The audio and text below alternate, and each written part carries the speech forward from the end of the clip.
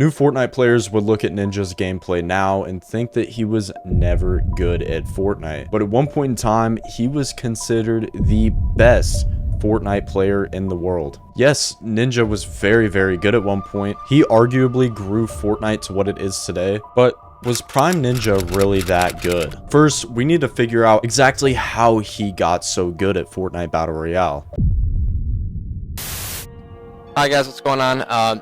This is going to be my new YouTube webpage. It's youtube.com/ninjashyper. On December 15th, 2011, a kid named Tyler Blevins decided to create a YouTube channel after his last one got hacked. Ninja's Hyper loved to play Halo and was very good at it too. He was so good at Halo 3 in fact, that he began a professional gaming career in 2009, competing in Halo 3 with various teams including Luminosity, Renegades, Evil Geniuses, Cloud9, Team Liquid, and Warriors. He then transitioned into streaming in later 2012 on the platform Twitch. Fast forward half a decade, and Ninja played his last final for Halo with the team Luminosity. While Ninja was in the org Evil Geniuses, he still did play Halo a lot, but he focused more on the game that he loved, a game that would start a domino effect with a lot of games. The game was called H1Z1. H1Z1 was a game where you dropped out of the sky, landed with over 170 other people, and fought to the death. You could loot guns on the ground, drive cars, but there was only one that could remain. It was a very cool aspect, and no one has really ever heard of a battle royale before. With the game being so fun, it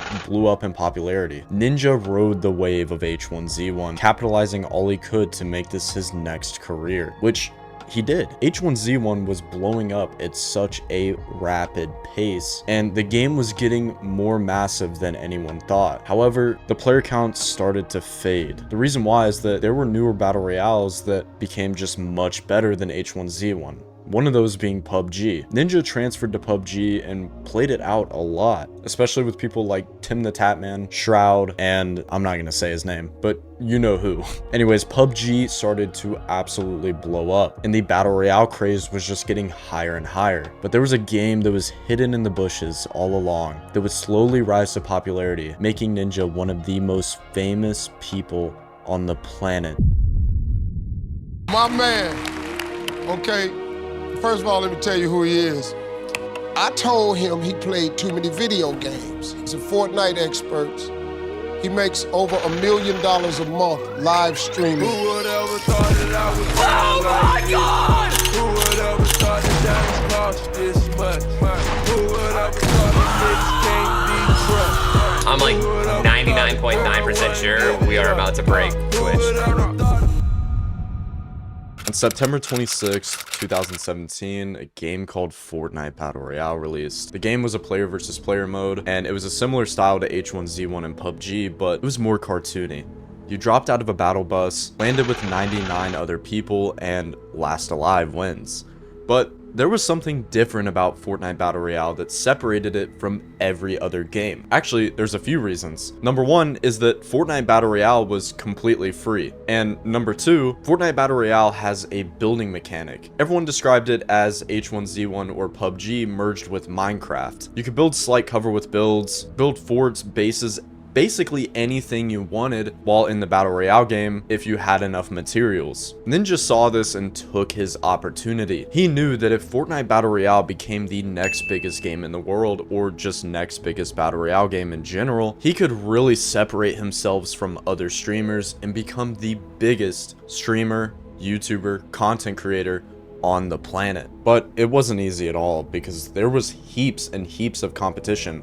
I mean, a new battle royale game that is pulling millions of players on launch without even really any extensive marketing at all, other streamers are going to try and build and capitalize on that as well. So Ninja knew that his funny personality and his drive for streaming, it would help him, but it wouldn't be enough. Ninja had to be the best, because if he wasn't the best, then people would just go watch somebody else, someone that is #1 in the world. So Ninja had to grind. It was a big risk. I mean, a major risk. He went from H1Z1, where he was making very good money. Keep that in mind. Ninja was making very, very good money sticking with H1Z1 and PUBG, but he saw potential in Fortnite. And when Ninja grinded and really tried to be on top, he put the work in. Ninja started streaming more than he ever streamed before. He averaged around 11.5 hours a day streaming, which is just outrageous to think of. Every day, non-stop. Yes, he did take a few breaks here and there, but majority of his life during this time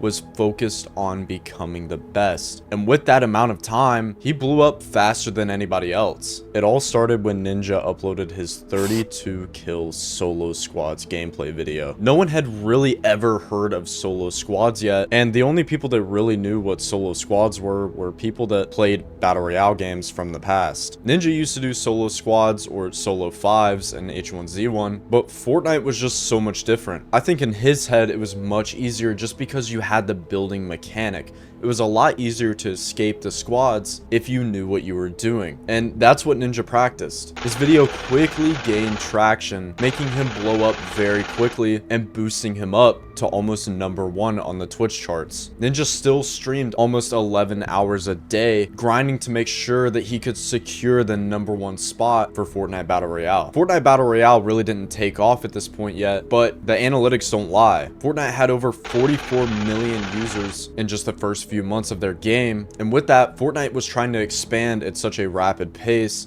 giving the game more and more fresh content. And obviously, since there was so much interest in the game, there was a lot of interest in these streamers. Ninja quickly blew up even more, getting DMs and texts from artists, celebrities, even actors wanting to play a game of Fortnite Battle Royale with Ninja just because of how good he was. Eventually, Ninja quickly climbed to the top of the Twitch leaderboards, and this one game of Fortnite completely revolutionized the streaming industry and how gaming is looked at forever.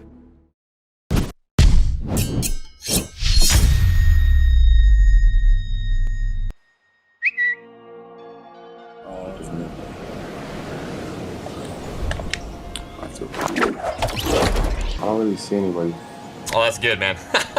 Yeah, I know. Way better. If I can get kitted, man, get a nice, just like a perfect set, I'm good. Drake had texted Ninja and also tweeted at him because he wanted to play a few games with him on stream. Obviously, Ninja was more than thrilled to play a few games with Drake, but it went even farther than that. Just a few minutes into the stream, there was something peculiar happening with Ninja's viewer count. More and more people started to figure out that Drake was playing with Ninja. It wasn't really all out there on social media yet, but whenever Drake made his second tweet with Ninja's Twitch handle attached to it, Ninja's viewers started skyrocketing. So much, in fact, that it caught attention of other artists and athletes. The top two, though, were Travis Scott and Juju. Ninja's viewer count just kept going up from here, peaking all the way to over 600,000 viewers. Ninja had just broken a world record on Twitch, and he was just continuing to climb. After these games that he played out, Ninja grinded even more to become the top player. This was unprecedented in gaming history what Ninja had just done. He didn't become an overnight success, but the world knew who Ninja was. Don't believe me?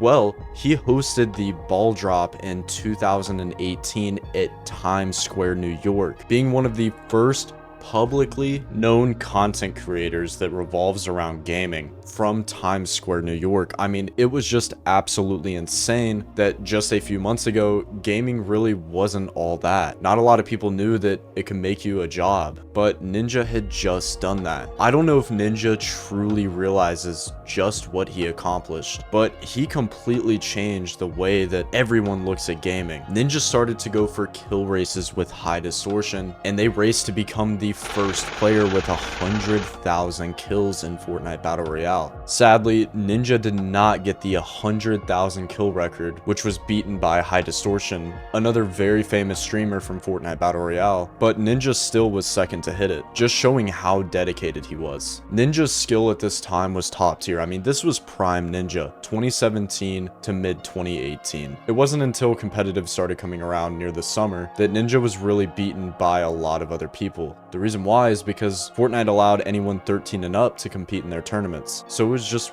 way harder for Ninja to compete. I mean, he was almost twice these kids' age, and it's not old being 26, but playing video games where you have to be sharp and precise, being double the age really does make a massive difference. But I think Prime Ninja was really as good as we remember. Actually, in my opinion, I think better. A lot of people trash on Ninja talking about how bad he is at the game, but realistically, he just stopped playing as much. Ninja really achieved every single life goal that he had, smashed many world records, and also just enjoyed it along the way. You could tell Ninja took baby steps in his streaming career and really just took in every minute of it. Just like what everyone should do with life. But guys, if you enjoyed this video, make sure to use code TRICKYS, TRICKYS, in the Fortnite item shop, and I'll catch you on the next video. Peace.